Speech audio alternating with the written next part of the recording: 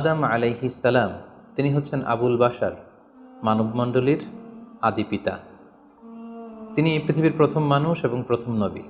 গোটা মানবমণ্ডলীর মধ্য থেকে আল্লাহ তাআলা আদম আলাইহিস সালামকে পৃথিবীর প্রথম মানুষ এবং প্রথম নবী হিসেবে বাছাই করেছেন। আর আমরা পৃথিবীতে যারা আছি আমরা সবাই হচ্ছি বানি আদম বা আদম আলাইহিস সালামের বংশধর। আল্লাহ তাআলা আদম আলাইহিস সালামকে সৃষ্টি করার অনেক আগে এই পৃথিবীতে প্রথমে জিন তৈরি করেছিলেন। আল্লাহ তাআলা ইরশাদ করছেন, ওয়াল জান্না খলাকনাহু মিন ক্বাবলু মিন নারিস সামুম। আর আমি মানবজাতি সৃষ্টির অনেক আগে প্রজ্বলিত আগুনের শাখা থেকে জিন জাতিকে তৈরি করেছি। আল্লাহ তাআলা যখন আদম আলাইহিস সালামকে সৃষ্টি করবেন বলে চিন্তা করলেন, আল্লাহ তাআলা সিদ্ধান্তটি ফেরেশতাদের সাথে শেয়ার করলেন। আল্লাহ তাআলা বললেন, ইন্নী জাইলুন ফিল আরদি খলিফা। ওহে ফেরেশতারা, আমি পৃথিবীতে আমার রিপ্রেজেন্টেটিভ, আমার প্রতিনিধি হিসেবে মানুষ তৈরি করতে যাচ্ছি। যেহেতু জিন জাতিরা পৃথিবীতে আদম আলাইহিস সালামের আগেই অনেক রক্তপাত করেছিল, বিশৃঙ্খলা সৃষ্টি করেছিল, সেই অভিজ্ঞতার আলোকে সেই ডিসকাশনে আল্লাহ তাআলার সাথে ফেরেশতাদের ডিসকাশনে ফেরেশতারা তাদের মতামত পেশ করলেন। তারা বললেন তাদের অভিজ্ঞতার আলোকে, ক্বালু আতাজআলু ফিহা মান ইউফসিদু ফিহা ওয়া ইয়াসফিকুদ দিমা। অর্থাৎ, হে আল্লাহ, আপনি কি এমন কোনো জাতি তৈরি করবেন যারা পৃথিবীতে ফাসাদ সৃষ্টি করবে, ক্যাওস করবে, রক্তপাত করবে? নাহনু নুসাব্বিহু বিহামদিকা ওয়া নুকদ্দিসু লাক। আমরা তো আপনার তাসবিহ পড়ি, আপনার প্রশংসা করি, আমরাই তো ভালো, কেন আপনি আবার মানুষ বানাতে যাবেন? আল্লাহ তাআলা বললেন, ইন্নী আ'লামু মা লা তা'লামুন। হে ফেরেশতারা, আমি এমন কিছু জানি যেটা তোমরা জানো না। আল্লাহ তাআলার এই সিদ্ধান্তের কথা যখন তিনি ফেরেশতাদেরকে জানিয়ে দিলেন যে আমি মানুষ বানাতে যাচ্ছি, অতঃপর আল্লাহ তাআলা তার সিদ্ধান্ত অনুযায়ী তিনি মানুষ তৈরি করলেন। আদম আলাইহিস সালাম হচ্ছে পৃথিবীর সর্বপ্রথম মানব। তিনি আদম আলাইহিস সালামকে মাটি থেকে তৈরি করেছেন। এই ভূপৃষ্ঠের যত জায়গায় যত ধরনের মাটি আছে, সব মাটিগুলোকে সেখান থেকে কিছু কিছু অংশ নিয়ে আল্লাহ তাআলা আদম আলাইহিস সালামকে তৈরি করলেন। আল্লাহ তাআলা ইরশাদ করছেন, ইন্নী খালিকুম বাশারাম মিন তিন। নিশ্চয় আমি মানবজাতিকে মাটি থেকে তৈরি করেছি। এজন্য বলা হয়ে থাকে মাটির মানুষ, বা আদম হচ্ছে মাটির তৈরি। বেসিকলি আমরা সবাই আমাদের মা এবং বাবা থেকে তৈরি হয়েছি, তাদের স্পার্ম থেকে, ওভাম থেকে। যেহেতু মানুষের এই বীর্য বা স্পার্মটি আমাদের খাবার দাবারের একটা শক্তিরস বা নির্যাস, এবং আমাদের খাবার দাবার ফলমূল এগুলো আসে বেসিকলি মাটি থেকে, সেই দিকে ইঙ্গিত করে আমাদেরকে বলা হয় যে আমরাও হচ্ছি মাটির তৈরি। আদম আলাইহিস সালামকে আল্লাহ তাআলা সরাসরি মাটি থেকে তৈরি করলেন, এবং এই সৃষ্টি প্রক্রিয়ার 3টি ধাপ ছিল। প্রথমত আল্লাহ তাআলা মাটিগুলোকে এঁটেল মাটিতে রূপ দিলেন, যেটাকে কোরআন বলেছে তিনুন লাজিম। তারপর সেই এঁটেল মাটিতে আল্লাহ তাআলা বৃষ্টি বর্ষণ করলেন, ফলে সেটা হয়ে গেল হামাইম মাসনুন, মানে কাদামাটি। এরপর কাদামাটির সে দলা দিয়ে আল্লাহ তাআলা সেখানে হিট দিলেন, প্রচণ্ড তাপ দিলেন। তাপ দিয়ে সেই মাটির দলাটিকে তিনি বানালেন সলসলিন কাল ফখর, ঠনঠনে পোড়া মাটি। এবং সেই ঠনঠনে পোড়া মাটির যে কাঠামো, আল্লাহ তাআলা আদম আলাইহিস সালামের স্ট্রাকচার দিলেন, কাঠামো দিলেন, এবং সেই কাঠামোর ভেতরে আল্লাহ তাআলা রুহের ফুৎকার দিলেন। আল্লাহ বললেন, ফাইদা সাওয়াইতুহু ওয়া নাফাখতু ফীহি মির রূহি। যখন আমি আদমকে তৈরি করলাম, তখন then I breathed into him my spirit. আমি তার ভেতরে আমার রুহের ফুৎকার দিলাম। ফলে আদম আলাইহিস সালাম জীবিত মানুষ হিসেবে সর্বপ্রথম আবির্ভূত হলেন। আমরা যদি সহিহ বুখারীর দিকে তাকাই, তাহলে দেখব যে সহিহ বুখারীতে সাইয়েদনা আদম আলাইহিস সালামকে যখন আল্লাহ তাআলা তার আকৃতি দিয়েছেন, অবয়ব দিয়েছিলেন, তার হাইট কত ছিল, কত লম্বা তিনি ছিলেন, সে ব্যাপারে সহিহ বুখারীতে এসেছে, ওয়াকানা তুলহু সিত্তুনা যিরাআন, 60 বিঘত তিনি লম্বা ছিলেন। আমাদের হাতের এই কনুই থেকে আঙ্গুল পর্যন্ত এই জায়গাটিকে বলা হয় 1 বিঘত। সেই হিসেবে তিনি ছিলেন 60 বিঘত লম্বা, 60 কিউবিট। এবং সহিহ মুসলিমের একটি বর্ণনা থেকে আমরা জানতে পারি, জুমার দিন আল্লাহ তাআলা আদম আলাইহিস সালামকে তৈরি করেছিলেন। ইয়াউমুল জুমআতি ফীহি খুলিকা আদম। জুমার দিনে আল্লাহ তাআলা আদম আলাইহিস সালামের সৃষ্টি প্রক্রিয়া এটাকে তিনি সম্পন্ন করেছেন। আদম আলাইহিস সালামকে তৈরি করার পরে আল্লাহ তাআলা ফেরেশতাদেরকে এবং আদম আলাইহিস সালামকে একসাথে করে একটি মক টেস্ট নিলেন। সেখানে আল্লাহ তাআলা তাদের সবাইকে কিছু শব্দের নাম শিক্ষা দিলেন, এবং আদম আলাইহিস সালামকে ফেরেশতাদের সামনে এনে ফেরেশতাদেরকে আল্লাহ তাআলা বললেন যে এগুলোর নাম যদি তোমরা আমাকে বলতে পারো তাহলে বলো। আল্লাহ তাআলা বললেন, আম্বিউনি বিআসমাই হাউলাই ইন কুনতুম সাদিকিন। ফেরেশতাদেরকে প্রথমে প্রশ্ন করা হলো, বলো তো এগুলোর নাম কি? ফেরেশতারা উত্তর করতে পারলেন না। অতঃপর আদম আলাইহিস সালামকে লক্ষ্য করে আল্লাহ যখন বললেন, ইয়া আদামু আম্বিহুম বিআসমাইহিম, হে আদম তুমি এই জিনিসগুলোর নাম সবাইকে শুনিয়ে দাও। ফালাম্মা আম্বাআহুম বিআসমাইহিম, আদম আলাইহিস সালাম যখন একটার পর একটা সবগুলো জিনিসের নামকরণ করে ফেলতে পারলেন, সবগুলো জিনিসের নাম বলতে পারলেন, ক্বালা আলাম আকুল লাকুম ইন্নী আ'লামু গায়বাস সামাওয়াতি ওয়াল আরদ, আল্লাহ তাআলা ফেরেশতাদেরকে বললেন, আমি কি তোমাদেরকে বলিনি যে আমি আকাশ জমিনের গায়েবের সমস্ত বিষয়ের ধারক এবং বাহক, সব বিষয়ের জ্ঞান আমার কাছে আছে। সো আদমকে আমি এমন কিছু স্পেশাল ফিচার দিয়ে তৈরি করেছি যেগুলো অ্যাঞ্জেলদের মধ্যে ল্যাকিংস ছিল, ফলে ফেরেশতারা সেগুলো জানার পরেও সেগুলোর নাম আল্লাহ তাআলাকে রিপিট করে বলে শোনাতে পারেনি। কিন্তু আদম আলাইহিস সালাম সবগুলো জিনিসের নাম একটার পর একটা তিনি বলে ফেলতে পারলেন। এবং এ থেকে প্রমাণিত হয় যে আল্লাহ তাআলা এখানে ফেরেশতাদের অপারগতা এবং আদম আলাইহিস সালামের শ্রেষ্ঠত্বের প্রমাণ তিনি এখানে স্থাপন করলেন। অনেকে প্রশ্ন করে থাকে যে আল্লাহ তাআলা আদম আলাইহিস সালামকে স্পেশালি এই জিনিসগুলোর নাম শিক্ষা দিয়েছিলেন, ফলে আদম আলাইহিস সালাম বলতে পেরেছেন, কিন্তু ফেরেশতাদেরকে তো এই জিনিসগুলোর নাম শিক্ষা দেওয়া হয়নি। সো তারা কি করে বলবে? কোরআনের কোথাও এটা সুস্পষ্ট বলা হয়নি যে আল্লাহ তাআলা যখন এই জিনিসগুলোর নাম শিক্ষা দিচ্ছিলেন তখন আলাদা করে আদম আলাইহিস সালামকে শিক্ষা দিচ্ছিলেন।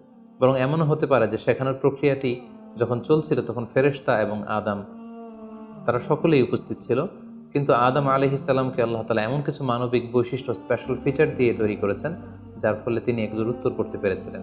কিন্তু ফেরেশতাদের মধ্যে ওই বিষয়গুলো না থাকার কারণে ফেরেশতারা সেগুলোর উত্তর করতে পারেনি। ফেরেশতাদের সামনে আদম আলাইহিস সালামের শ্রেষ্ঠত্বের প্রমাণ হওয়ার পরে আল্লাহ তাআলা সকল ফেরেশতাদেরকে আদেশ করলেন যে তোমরা আদম আলাইহিস সালামকে একটা সম্মানসূচক সেজদা দাও, যেটাকে অনারারি প্রোস্ট্রেশন বলে। আল্লাহ তাআলা বললেন, উসজুদু লি আদম ফাসাজাদু ইল্লা ইবলিস আবা ওয়াস্তাকবারা ওয়া কানা মিনাল কাফিরিন। আল্লাহ তাআলা আদেশ দেওয়ার সাথে সাথেই সকল ফেরেশতারা সেজদা দিল। আসলে এই সেজদাটা কেমন ছিল আমরা জানি না। আমরা সাধারণত রুকু করলে we just bow down our head just little bit, আমরা আমাদের মাথা একটু নিচু করি। আমরা যখন সেজদা দেই আমরা আমাদের কপাল মাটিতে ছুঁয়ে দেই, এটা হচ্ছে আমাদের সেজদা। কিন্তু ফেরেশতাদের সেজদা আসলে আদতে কেমন ছিল আমরা জানি না। এজন্য ফেরেশতাদের কোনো বিষয়, জিনদের কোনো বিষয়, এটা যদি আমরা আমাদের মতো করে কল্পনা করি এটা ভুল হবে। বরং যেভাবে সেজদা দেওয়ার দরকার ছিল ফেরেশতারা ঠিক সেভাবেই আদম আলাইহিস সালামকে সেজদা দিয়েছেন। কিন্তু এই সেজদাটি ইবাদতের সেজদা নয়, কারণ ইবাদত হিসেবে সেজদা দেওয়া যাবে শুধুমাত্র কেবলমাত্র আল্লাহ তাআলাকে। এই সেজদাটি ছিল সম্মানসূচক সেজদা, অনারারি প্রোস্ট্রেশন। ফাসাজাদু ইল্লা ইবলিস, আল্লাহ তাআলা আদেশ দেওয়ার সাথে সাথে সকল ফেরেশতারা সেজদা দিল, ইবলিস ছাড়া।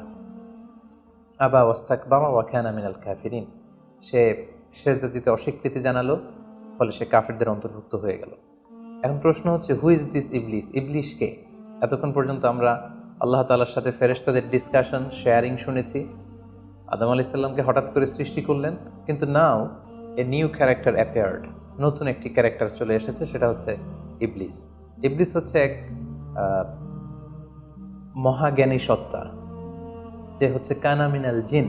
কোরআন আমাদেরকে কনফার্ম করেছে, কানা মিনাল জিন্নি ফাফাসাকা আন আমরি রাব্বি। ইবলিস বা শয়তান বেসিক্যালি জিন জাতির অন্তর্গত। আমরা আমাদের আদম আলাইহিস সালামের আলোচনার শুরুতেই বলেছি যে আল্লাহ তাআলা মানব সৃষ্টির আগে এই পৃথিবীতে জিন তৈরি করেছিলেন। ইবলিস হচ্ছে সেই জিনের অন্তর্গত। সে ইবাদতে এত বেশি পরিশ্রমী ছিল, সে বেশি বেশি ইবাদত করতে করতে আল্লাহ তাআলার প্রিয় সত্তায়, প্রিয় ভাজনে পরিণত হয়েছে। ফলে আল্লাহ তাআলা তার স্ট্যাটাসকে অনেক হাই করে দিয়েছেন এবং ফেরেশতাদের সাথে থাকবার সুযোগ করে দিয়েছিলেন। তাকে আল্লাহ তাআলা এতটাই সম্মান দিয়েছিলেন, সে চাইলেই আল্লাহ তাআলার সাথে সরাসরি কথা বলতে পারত। কিন্তু আল্লাহ তাআলা যখন আদম আলাইহিস সালামকে সেজদা দেওয়ার আদেশ করলেন, সবাই সেজদা দিল, ইবলিস ছাড়া। আল্লাহ তাআলা এ পর্যায়ে ইবলিসকে জিজ্ঞেস করলেন, মা মানাআকা আল্লা তাসজুদা ইয আমারতুক, হে ইবলিস, কিসে তোমাকে বাধা দিল সেজদা দিতে? কেন তুমি সেজদা দিলে না? সবাই যেখানে সেজদা দিল, তুমি কেন সেজদা দিলে না? ইবলিস তখন উত্তরে বলল, আনা খায়রুম মিনহু খলাকতানি মিন নার ওয়া খলাকতাহু মিন তিন। আমি আদমের চাইতে শ্রেষ্ঠ। সে আল্লাহর সাথে আর্গুমেন্ট দিতে শুরু করলো, লজিক দিতে শুরু করলো। সে যদি অন্তত এতটুকু বলতো যে আল্লাহ আপনি কেন আমাকে সেজদা দিতে বলছেন, আমি এটার সিগনিফিকেন্স, এটার কারণ জানতে চাই, অথবা আল্লাহ আমি ভুল করে ফেলেছি, আপনি আমাকে ক্ষমা করুন, এর কোনোটাই না করে সে আল্লাহর সাথে আর্গুমেন্ট দিতে লাগলো। আর্গুমেন্টেটিভ একটা অ্যাটিটিউড তার মধ্যে গ্রো করলো। সে বলল, খলাকতানি মিন নার ওয়া খলাকতাহু মিন তিন। আপনি আমাকে সৃষ্টি করেছেন আগুন থেকে, আদমকে সৃষ্টি করেছেন মাটি থেকে। আগুন হচ্ছে ঊর্ধ্বমুখী, আগুনের লেলিহান শিখা দাউ দাউ করে উপরের দিকে উঠতে থাকে, আর মাটির চাকা ঢিলা, ছেড়ে দিলে নিচে পড়ে যায়। সো ঊর্ধ্বমুখী কোনো জিনিস তো নিম্নমুখী কোনো জিনিসের কাছে নত হতে পারে না, আমি কেন সেজদা দেব? সে যখন আল্লাহ তাআলার কাছে এইভাবে যুক্তিতর্ক স্থাপন করলো, আল্লাহ তাআলা তার র্যাঙ্কিংকে নষ্ট করে দিলেন। আল্লাহ বললেন যে তুমি বিতাড়িত, অভিশপ্ত, লাঞ্ছিত এবং ধিক্কৃত। আল্লাহ তাআলা তার যে হাই র্যাঙ্ক এবং স্ট্যাটাস, সেই পদমর্যাদা, তাকে পদমর্যাদাচ্যুত করা হলো। ফলে সে তার আগের অবস্থানে আর থাকলো না। সে আল্লাহ তাআলাকে এবার বলতে আরম্ভ করলো, ক্বাল আনজিরনি ইলা ইয়াউমি ইউবআসুন। হে আল্লাহ, এত বছর আমি ইবাদত করার পরে আপনার প্রিয় ভাজন হলাম, কিন্তু শুধু আদমকে সম্মানসূচক সেজদা প্রদর্শন না করার কারণে আপনি আমার স্ট্যাটাসকে নামিয়ে দিলেন, আপনি আমাকে ধিক্কৃত, অভিশপ্ত বলে ঘোষণা করলেন। তাহলে আমি আপনার কাছে একটা জিনিস চাই, সেটা হচ্ছে আনজিরনি ইলা ইয়াউমি ইউবআসুন। আপনি আমাকে কিয়ামত পর্যন্ত হায়াত দিন, যাতে আমি কিয়ামত পর্যন্ত বেঁচে থাকতে পারি। এবং সে শুধু আল্লাহর সাথে আর্গুমেন্ট দিয়েই ক্ষান্ত হয়নি, সে এ পর্যায়ে আল্লাহ তাআলাকে চ্যালেঞ্জ ছুড়ে দিল। বেসিকলি, যদিও ইবলিস এত এত ইবাদত করে আল্লাহ তাআলার প্রিয় হয়েছিল, ফেরেশতাদের পর্যায়ে চলে গিয়েছিল, আল্লাহ তাআলা তার সাথে ডিরেক্টলি কথা বলতো, কিন্তু ইবলিসের ভেতরে একটা সুপ্ত অহমিকা বোধ ছিল। আল্লাহ তাআলা চেয়েছেন এই ইনসিডেন্টের মধ্য দিয়ে সেই সুপ্ত অহমিকা বোধটা প্রকাশ করে দিতে। ইবলিস ভাবতো যে কেউ আমাকে ছাড়িয়ে যেতে পারবে না, আমি সবার চাইতে শ্রেষ্ঠ। সে বলেছিল, আনা খাইরুম মিনহু, আমি তার চেয়ে শ্রেষ্ঠ।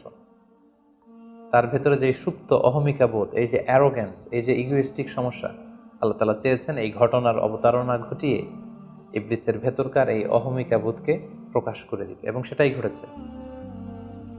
এবার সে আল্লাহ তাআলাকে চ্যালেঞ্জ দিয়ে বলল যে আল্লাহ, আপনি আমাকে কিয়ামত পর্যন্ত হায়াত দিন। লা আকউদান্না লাহুম সিরাতাকাল মুস্তাকিম। আপনার এই আদম সন্তান, বনি আদমের যারা পৃথিবীতে আসবে, তারা কি করে জান্নাতে যায় সেটা আমি দেখে নেব। আমি সিরাতুল মুস্তাকিমের সামনে বসে থাকবো, যাতে করে তারা সরল সঠিক পথ পেতে না পারে, তারা যাতে সত্যের পথে থাকতে না পারে। আমি তাদেরকে সুম্মা লাআতিয়ান্নাহুম মিন বাইনি আইদিহিম ওয়া মিন খালফিহিম ওয়া আন আইমানিহিম ওয়া আন শামাইলিহিম, সামনে থেকে, পেছন থেকে, ডান দিক দিয়ে, বাঁ দিক দিয়ে, সব দিক দিয়ে আমি তাদেরকে কুমন্ত্রণা দিব, ধোঁকা দিব, টেম্পটেশন দিব, হুইসপারিং করব। ওয়ালা তাজিদু আকসারাহুম শাকিরিন। আপনি তাদেরকে শুকরগুজার, কৃতজ্ঞ বান্দাদের অন্তর্ভুক্ত পাবেন না। আল্লাহ তাআলা বললেন, লামান তাবিআকা মিনহুম লাআমলাআন্না জাহান্নামা মিনকুম আজমাইন। তুমি আমাকে চ্যালেঞ্জ দিচ্ছ, ঠিক আছে, আমিও তোমার চ্যালেঞ্জ নিলাম, চ্যালেঞ্জ অ্যাকসেপ্টেড। তোমাকে এবং তোমাকে যারা ফলো করবে, ফলোয়ারদেরকে, তাদের সবাইকে দিয়ে আমি জাহান্নামকে পরিপূর্ণ করব। আল্লাহ তাআলা ইবলিসকে কিয়ামত পর্যন্ত হায়াত দিলেন, তার চ্যালেঞ্জ গ্রহণ করলেন, এবং ইবলিসও তার মিশন এবং ভিশন ফিক্স করে নিল যে যে আদমের কারণে আজকে আমি এতটা ধিক্কৃত, অভিশপ্ত, লাঞ্ছিত, সে আদমকে এবং সে আদমের সন্তানদেরকে, বনি আদমকে আমি জাহান্নামে ঢুকানোর আগ পর্যন্ত ক্ষান্ত হব না। এবং আল্লাহ রাসূল সাল্লাল্লাহু আলাইহি ওয়াসাল্লাম বললেন যে ইন্না শাইতানা ইয়াজরি মিনাল ইনসানি মাজরাদ দাম। মানুষের রক্ত প্রবাহের সাথে ইবলিস মিশে যেতে পারে, সেখানে যে সে কুমন্ত্রণা দিতে পারে। সেই ঘটনার পর থেকে আল্লাহ তাআলার সৃষ্টির, দুইটি শক্তিশালী সৃষ্টির মধ্যে তৈরি হয়ে গেল চিরশত্রুতা, চিরবিদ্বেষ, চিরদ্বন্দ্ব, শয়তান আর বনি আদম। আদম আলাইহিস সালামকে যখন সেজদা করতে বলা হলো, সবাই সেজদা করলো, কিন্তু ইবলিস সেজদা করলো না। এই ঘটনার পর আদম আলাইহিস সালাম কেমন যেন একটু একাকিত্ব এবং অস্থিরতা ফিল করতে লাগলেন, লোনলিনেস, কারণ তার কোনো সাথী নেই, সঙ্গী নেই, প্রতিবেশী নেই, বন্ধু নেই, বান্ধব নেই, কেউ নেই। মানুষ হিসেবে তিনি কেবল একা, বড়ই একা। তার এই অস্থিরতা, তার এই একাকিত্ব, তার এই লোনলিনেসকে আল্লাহ তাআলা বুঝতে পেরে তার একজন সঙ্গিনী তৈরি করলেন। তিনি হচ্ছেন হাওয়া আলাইহিস সালাম, এই পৃথিবীর প্রথম মানবী। এবং আল্লাহ তাআলা বললেন, ওয়াজআলা মিনহা যাওজাহা লিয়াসকুনা ইলাইহা।